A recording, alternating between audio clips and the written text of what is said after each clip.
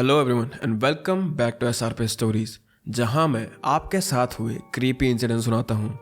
सो अगर आपको भी अपनी स्टोरीज मुझे सबमिट करनी है then there is a Gmail ID in my description, जहां पर आप ये फॉर्मेट यूज करके अपनी स्टोरीज मुझे भेज सकते हैं। आज की जो हमारी पहली स्टोरी है वो हमें आई है रोज कौशिक से। हर कल्चर में एक इंसान के मरने के बाद उनका एक प्रॉपर फ्यूनरल या फिर उनका एक प्रॉपर अंतिम संस्कार करा जाता है, लेकिन कई बार काफी सारे रीजंस की वजह से ऐसा पॉसिबल नहीं हो पाता। और ऐसा कहा जाता है कि जिस भी इंसान का प्रॉपर फ्यूनरल नहीं हो पाता उसकी आत्मा हमेशा भटकते रहती है। धीरे धीरे करके उसकी सारी पास की मेमोरीज वैनिश हो जाती है, उसके थॉट्स वैनिश हो जाते हैं और तब बचती है सिर्फ आत्मा, जो कि हमारे दुनिया में भटकते रहते हैं और वो हमारी दुनिया में ट्रैप हो जाते हैं।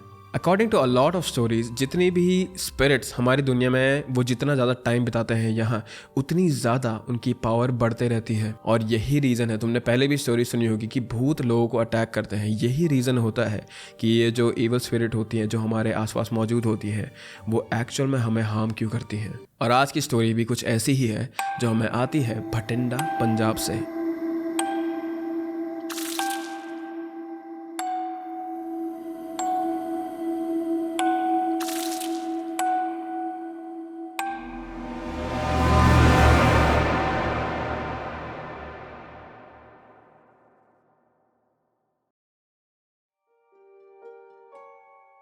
हमारा टाउन भटिंडा से थोड़ी ही दूरी पर है और ऐसा कहा जाता है कि 1947 में यहाँ काफ़ी लोगों की डेथ हुई थी।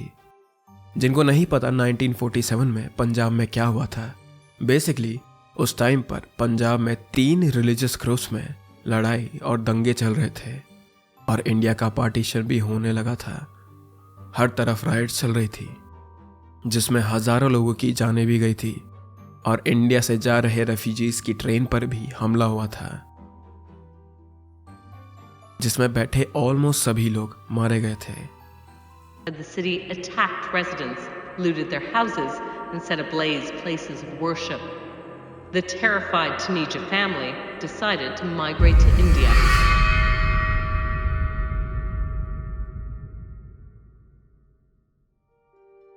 इसीलिए कहा जाता है कि हमारे टाउन में आज भी उन लोगों की आत्माएं घूमती हैं। ये बात आज से करीब 19 से 20 साल पहले की है। उस टाइम पर मेरी एज कुछ 5 या 6 साल की होगी। उस समय हमारा एक बैंक्वेट हॉल हुआ करता था जो कि नेशनल हाईवे पर बना हुआ था। उसको पूरा मेरे पापा ही मैनेज करते थे और जिस दिन कोई फंक्शन नहीं होता था उस दिन मेरे पापा रात को 8 या 9 बजे तक घर आ जाते थे।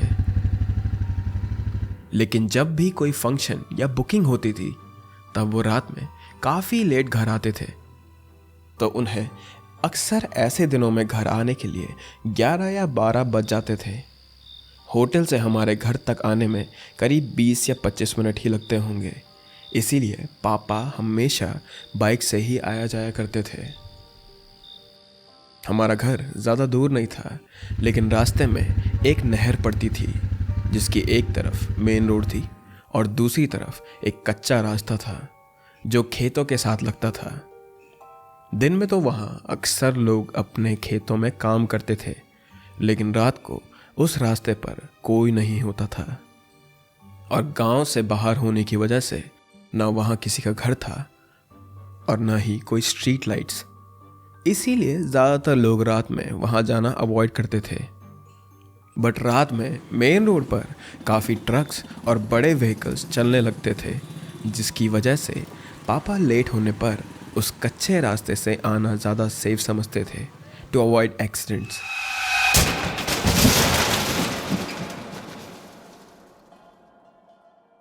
हमारे होटल स्टाफ्स में से कुछ लोग जैसे वेटर्स, कुक और कुछ मैनेजर्स पंजाब से बाहर के भी थे, इसलिए वो रेगुलर बेसिस पर वहीं रहते थे। वो काफ़ी टाइम से हमारे होटल में काम कर रहे थे, लेकिन कुछ दिनों से उनके बिहेवियर में थोड़ा चेंज था। उन्होंने एक दिन मेरे पापा को बताया कि रात को होटल में कुछ अजीब चीज़ें हो रही हैं, जिसकी वजह से वो काफ़ी डरे हुए थे। वो लोग नेपाल से बिलोंग करते थे और पैरानॉर्मल एक्टिविटीज़ जैसी बातों पर बहुत बिलीव करते थे। उनमें से एक स्टाफ मेंबर ने मेरे पापा को बताया कि रात होने के बाद जैसे ही वो लोग सोने जाते हैं तो किचन से अचानक बर्तनों की या सामान गिरने की आवाजें आती हैं।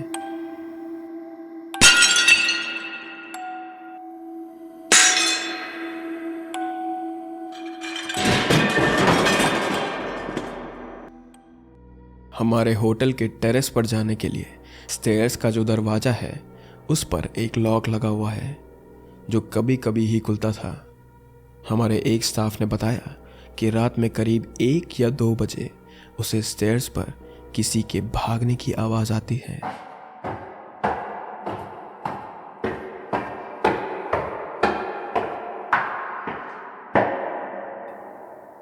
जिसके बाद ऐसी आवाज आती है जैसे कोई धीरे से कुंडी खोलने की कोशिश कर रहा हो। मेरे पापा ने उनकी बातों पर ज्यादा यकीन नहीं किया। उन्हें लगा कि ये लोग काम से बचने के लिए ये सब बहाने बना रहे हैं, लेकिन पापा को यह भी डर था कि कहीं कोई होटल में चोरी करने की कोशिश ना कर रहा हो। इसलिए उन्होंने डिसाइड करा कि वो एक रात होटल में ही रुकेंगे अपने वर्कर के साथ और ये देखेंगे कि क्या ये लोग सच बोल रहे हैं या झूठ। रात को मेरे पापा स्टाफ के एक रूम में ही रुके थे और सभी को एक ही जगह पर सोने के लिए बोला ताकि उनमें से कोई भी खुद से ये सब ना कर दे। अपना पूरा काम करने के बाद सभी स्टाफ मेंबर्स और पापा 11 या 12 बजे के आसपास सोने के लिए तैयार हो गए और 1 बजे तक सब लोग सो ही चुके थे। कुछ टाइम तक सब कुछ ठीक था, होटल में कोई हलचल नहीं थी, लेकिन तभी अचानक से पापा को किसी की स्टेयर्स पर भागने की आवाज आई।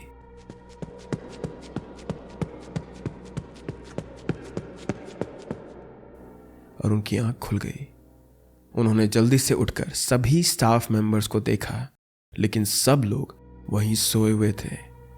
अगर सब लोग यहां हैं तो ऊपर स्टेयर्स पर कौन है? पापा ऐसा सोच ही रहे थे कि उन्हें अचानक से टेरेस के गेट की कुंडी खुलने की आवाज आई। पापा बिना कुछ सोचे समझे सीधा स्टेयर्स की तरफ भागे और जब वो वहां पहुंचे तो टेरेस का गेट खुला हुआ था। वो भागकर ऊपर गए, लेकिन वहां कोई भी नहीं था। चारों तरफ अंधेरा था और एक अजीब सी शांति थी। आसपास से किसी की भी आवाज नहीं आ रही थी। तभी अचानक मेरे पापा को टेरेस पर किसी के होने का एहसास हुआ।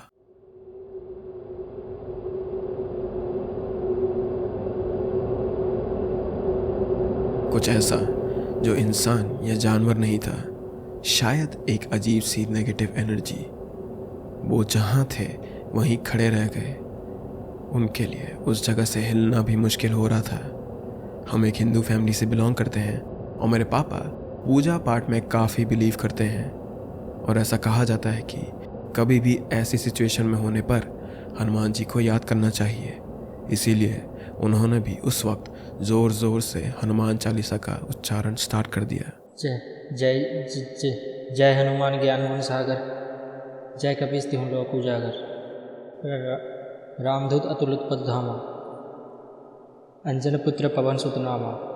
और वो तब तक हनुमान चालीसा पढ़ते रहे जब तक उन्हें थोड़ा ठीक न लगा, जिसके बाद वो तुरंत भागकर नीचे आ गए। इसके बाद उन्होंने सोने की बहुत कोशिश करी, लेकिन उन्हें नींद नहीं आई। वो पूरी रात भर बस हनुमान चालीसा पढ़ते पढ़ते सुबह का वेट करते रहे। अगले दिन उन्होंने पूरी बात सबको बताई और तुरंत होटल में एक शांति पाठ करवाने का डिसाइड किया। एक पंडित को बुलाकर हमने होटल में एक बड़ी सी पूजा करवाई, जिसके बाद होटल में चीज़ें सुधरने लगी थी और ऐसा लग रहा था कि सब कुछ ठीक हो रहा है। लेकिन अब मेरे पापा को होटल के बाहर भी काफ़ी अजीब चीज़ें फील हो रही थी। उन्हें ऐसा एहसास होता जैसे कोई उनके आसपास मौजूद है और उन्हें देख रहा है। उनकी हेल्थ पर भी थोड़ा असर होने लगा था। एक दिन पापा होटल से अपना काम ख़त्म करके घर लौट रहे थे और तब रात के करीब 12 बज रहे थे। पापा उसी कच्चे रास्ते से होकर आ रहे थे जो मेन रोड से लगी नहर के बराबर में ही था। हमेशा की तरह उस रास्ते पर कोई नहीं था और वहाँ पूरा अंधेरा था। सिर्फ पापा की बाइक की हेडलाइट से थोड़ा उजाला हो रहा होगा शायद से।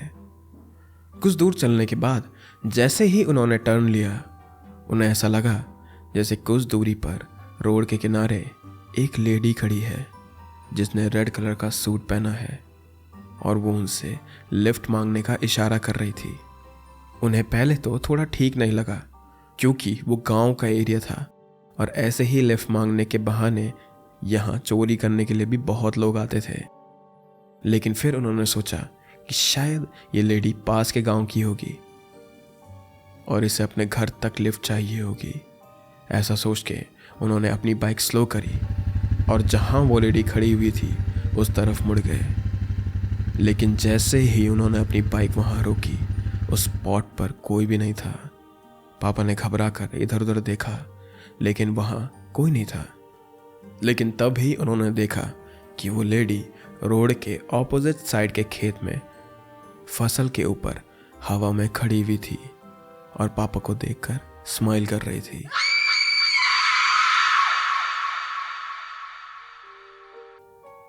ये देखकर पापा ने बिना कुछ सोचे समझे बाइक स्टार्ट करी और वहां से निकल गए। उन्होंने बाइक बहुत तेजी से चलाना शुरू कर दिया, लेकिन काफी आगे निकल जाने के बाद भी उन्हें उस लेडी की हंसी की आवाज साफ साफ सुनाई दे रही थी, मानो वो बाइक के साथ ही चल रही हो। उन्हें तब ऐसा लगा कि जैसे उनकी बाइक के पीछे कोई और आके बैठ गया हो। उन्होंने इन सभी चीज़ों को नज़रअंदाज कर दिया और एक बार भी पीछे मुड़कर नहीं देखा। वो बस सीधा आगे बढ़ते रहे। उन्हें अचानक से ऐसा फील हुआ जैसे कि उनके कंधे पर किसी ने हाथ रखा हो और उनकी पूरी बॉडी ठंडी पड़ गई। उन्होंने फिर से हनुमान चालीसा पढ़ना स्टार्ट कर दिया और वो बस आगे ही बढ़ते रहे। उस रास्ते से घर आते वक्त बीच में एक हनुमान जी का मंदिर पड़ता था। पापा को अब वो मंदिर दिखने लगा था और उस मंदिर को देखकर उनके अंदर थोड़ी हिम्मत आई। हनुमान चालीसा पढ़ते हुए उन्होंने मंदिर के आगे बाइक रोकी और वहां से अंदर चले गए। उन्होंने हनुमान जी के दर्शन किए और थोड़ा देर रुकने के बाद जब उन्हें ठीक लगा तो वो दोबारा बाइक स्टार्ट करके घर आ गए। मुझे आज भी याद है जब पापा घर पहुंचे थे तो उनकी पूरी बॉडी ठंडी थी, लेकिन फिर भी वो पूरी तरह से पसीने में भीगे हुए थे। ऐसा लग रहा था जैसे किसी ने उनके ऊपर पानी डाल दिया हो और वो इस कदर कांप रहे थे कि हम सब बहुत घबरा गए। पापा को अगले 3-4 दिन बहुत तेज़ बुखार आया। उनकी हेल्थ बहुत बिगड़ने लगी, जिसके बाद हमने घर में एक पूजा रखवाई और इसी पूजा से पापा की हेल्थ ठीक हुई। बाकी सब चीज़ें भी नॉर्मल होने लगी थी, लेकिन वो इस इंसिडेंट के बाद इतना डर गए थे कि इन्होंने अपना होटल बंद कर दिया।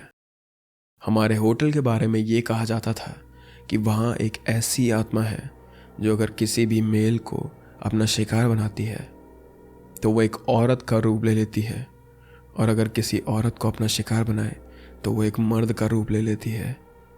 वो जगह आज भी हॉन्टेड है और काफ़ी लोग उस जगह से गुजरते वक्त बताते हैं कि उनके साथ भी कुछ ऐसा ही हुआ था।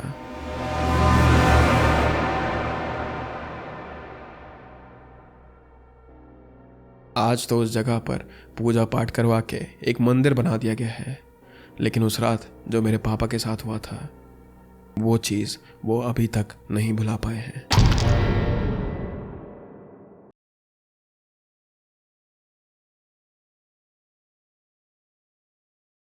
कहते हैं कि बुरे काम का अंजाम हमेशा बुरा ही होता है और हमें कभी भी किसी के साथ भी बुरा नहीं करना चाहिए, क्योंकि हमें आज नहीं तो कल उसका फल मिल ही जाएगा। और इसी चीज़ के ऊपर हमारी अगली स्टोरी है जो कि आती है हमें असम से, जिसमें खुद एक आत्मा ने अपने खून का सच सबके सामने रखा था।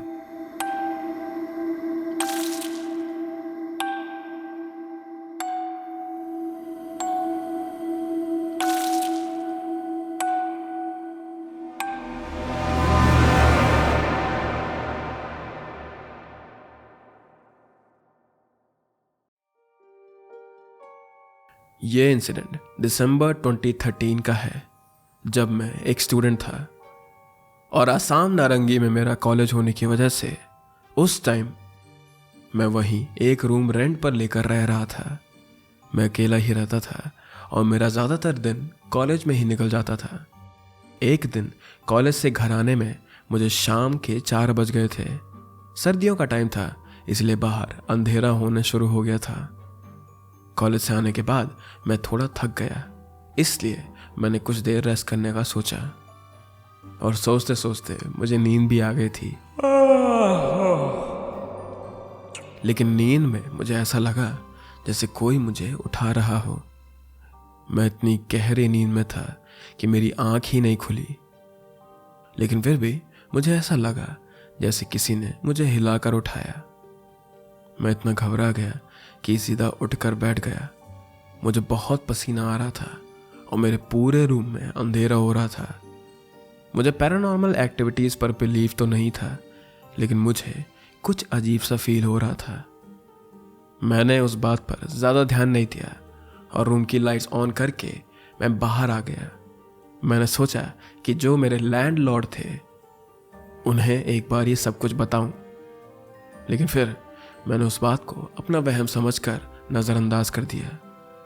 पर उस दिन के बाद से जैसे ये सब कुछ बढ़ता ही चला गया। रूम में अजीब सी आवाज़ें आने लगी, कभी किसी के रोने की तो कभी किसी के चिल्लाने की। मैं अक्सर रात में बेवजह उठने लगा और अब बहुत डरा डरा सा महसूस कर रहा था मैं। जब ये सब कुछ बहुत ज़्यादा बढ़ गया था तो मैंने अपने घर वालों को इन सारी बातों के बारे में बताया कि मुझे अपने आसपास एक नेगेटिव एनर्जी फील होने का एहसास हो रहा है। मेरे घर वाले पैरानॉर्मल एक्टिविटीज़ पर यकीन करते थे, इसीलिए सब सुनने के बाद वो घबरा गए और मुझसे तुरंत वो रूम खाली करने के लिए बोला। लेकिन मुझे यहाँ शिफ्ट हुए बस 11 ही दिन हुए थे और मैंने एडवांस में पूरे महीने का रेंट पे करा था। इसीलिए मैंने ये डिसाइड करा कि ये मंथ कंप्लीट होने के बाद मैं रूम शिफ्ट कर दूंगा। और मैंने अपने दोस्तों से बात करी और मेरे साथ रुकने के लिए मेरे कॉलेज के 2 दोस्त रेडी हो गए।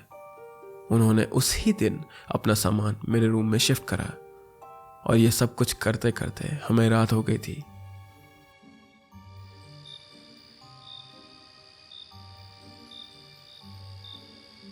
हम लोग बहुत थके हुए थे और हमें भूख भी लग रही थी, तो हमने डिनर में चिकन करी बनाया और उसे थोड़ा पकने के लिए गैस पर छोड़कर कुछ देर बाहर रेस्ट करने के लिए चले गए। मेरा एक दोस्त किचन से बाहर आने के बाद थोड़ा डरा हुआ था। उसने कहा कि उसे किचन में ऐसा लगा जैसे उसके अलावा वहाँ कोई और भी था। वो अपनी बात बता ही रहा था कि अचानक हमारे रूम में रखा हुआ टेप रिकॉर्डर अपने आप ऑन हो गया।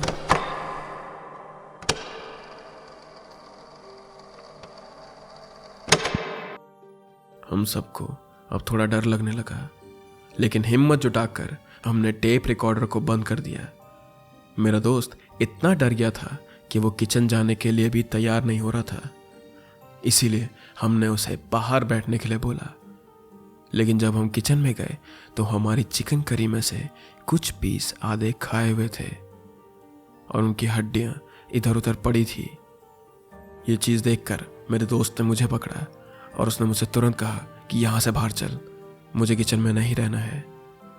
मेरे दूसरे दोस्त ने उसे समझाने की कोशिश करी, लेकिन उसकी हालत इतनी ख़राब थी कि वो वहाँ से दोबारा अपने घर चला गया। रूम में सिर्फ मैं और मेरा एक दोस्त था। हम अपने लैंडलॉर्ड के पास गए और जो कुछ भी हमारे साथ हुआ था वो हमने उन्हें बता दिया, लेकिन उन्होंने हमारी बात का विश्वास ही नहीं करा। उन्होंने ये कहा कि इतने साल यहाँ रहने के बाद उन्हें तो कभी ऐसा कुछ फील नहीं हुआ। ये सारी बातें तुम सिर्फ मुझे परेशान करने के लिए बता रहे हो। जब उन्होंने हमारी कोई बात नहीं सुनी तो हमें लगा कि शायद हमारे रूम में कोई बिल्ली या कोई जानवर आ गया होगा जिसने चिकन के पीस खाकर वहाँ छोड़ दिए थे। हम अपने रूम में वापस गए। रूम में वापस आने के बाद इन सारी चीज़ों की वजह से हमें नींद तो नहीं आ रही थी, इसलिए हम लोग पढ़ने के लिए बैठ गए। थोड़ी देर तक तो सब कुछ ठीक ठाक था, हम दोनों अपना काम कर रहे थे, लेकिन अचानक से मेरे दोस्त ने लिखना छोड़कर मेरी तरफ देखना शुरू कर दिया। वो बिना कुछ बोले अपनी आंखें फाड़ कर मेरी तरफ देखे जा रहा था। उसका चेहरा बिल्कुल सफ़ेद पड़ चुका था। ऐसा लग रहा था जैसे वो अभी बेहोश हो जाएगा। उसने मेरे पीछे इशारा करके मुझे बताया कि मेरे पीछे काला साया खड़ा हुआ था जो धीरे धीरे मेरी तरफ बढ़ रहा था। ये सुनकर जैसे ही मैंने पीछे देखा, मुझे ऐसा लगा जैसे एक तेज हवा का झोंका मेरे पीछे से गया हो। कमरे के एक कोने में बिल्कुल अंधेरा था और वहां ऐसा लग रहा था जैसे कोई खड़ा हुआ है और हमारी तरफ देख रहा है। कमरे में अचानक से किसी के हंसने की आवाज आने लगी और हम समझ नहीं पा रहे थे कि हमें क्या करना चाहिए। हमें पता था कि हमारे लैंडलॉर्ड हमारी किसी भी बात का भरोसा नहीं करेंगे और ना ही वो हमारी कोई हेल्प करेंगे। इसलिए हमने जैसे तैसे अपनी रात काटी और अगले दिन जब लैंडलॉर्ड घर पर नहीं थे, तब हमने एक तांत्रिक को अपने रूम पर बुलाया। तांत्रिक ने रूम में आते ही किसी आत्मा की मौजूदगी के बारे में हमें बताया और एक पूजा करने के लिए बोला। उन्होंने जैसे ही पूजा स्टार्ट करी तो कमरे के उसी कोने में फिर ऐसा लगने लगा जैसे कोई वहां पर खड़ा हो। पर इस बार हमें साफ साफ एक लड़की की परछाई दिखाई दे रही थी जो वहां गुस्से में खड़ी थी। तांत्रिक ने अपना मंत्र पढ़ना स्टार्ट करा और कोने में खड़ी परछाई पर वो जोर जोर से चिल्लाने लगे और फिर वहां से एक आवाज आई, मैं उसे नहीं छोड़ूंगी। तांत्रिक ने उससे पूछा कि वो क्या चाहती है, जिसके जवाब में उसने बताया कि वो गुवाहाटी की रहने वाली थी और नारंगी में पढ़ने के लिए आई थी। उसने यहाँ रूम रेंट पर लिया था, लेकिन यहाँ के लैंडलॉर्ड उसे बहुत गलत नज़रों से देखते थे जो उसे बिल्कुल पसंद नहीं था। वो अक्सर किसी बहाने से उसके रूम में आया करते थे और उन्होंने उसे ये भी कहा था कि वो उसका रेंट आधा कर देंगे अगर वो उनके साथ एक रात बिताने के लिए तैयार हो जाए तो। ये सब सुनते ही उसने तुरंत रूम छोड़ने का डिसाइड कर लिया था, लेकिन जैसे ही ये बात लैंडलॉर्ड को पता चली तो वो गुस्से में उसके रूम में आया और उसे रोकने की कोशिश करने लगा। जब वो नहीं रुकी तब लैंडलॉर्ड उसका गला दबाने लगा। उसने खुद को बचाने की बहुत कोशिश करी, लेकिन वो खुद को नहीं बचा पाई। उसकी फैमिली ने लैंडलॉर्ड के खिलाफ केस भी किया, लेकिन कोई भी सबूत ना होने की वजह से वो केस हार गए और उसे अब जस्टिस चाहिए। हम सब बस वहां खड़े होकर उसकी बातों को सुनते रहे। जो हम देख रहे थे, जो हम सुन रहे थे, उस पर हमें यकीन नहीं हो रहा था और ये सब कुछ हमें बस एक सपने की तरह लग रहा था। उसकी पूरी बात सुनने के बाद तांत्रिक ने उससे वादा किया कि वो इस लड़की को इंसाफ दिलाएंगे और उस लड़की की आत्मा के लिए इन्होंने एक पूजा करी। जो कुछ भी उस रूम में हो रहा था हमने उसकी एक वीडियो बना ली थी और पूजा खत्म होने के बाद हम लैंडलॉर्ड को पकड़वा कर पुलिस स्टेशन ले गए।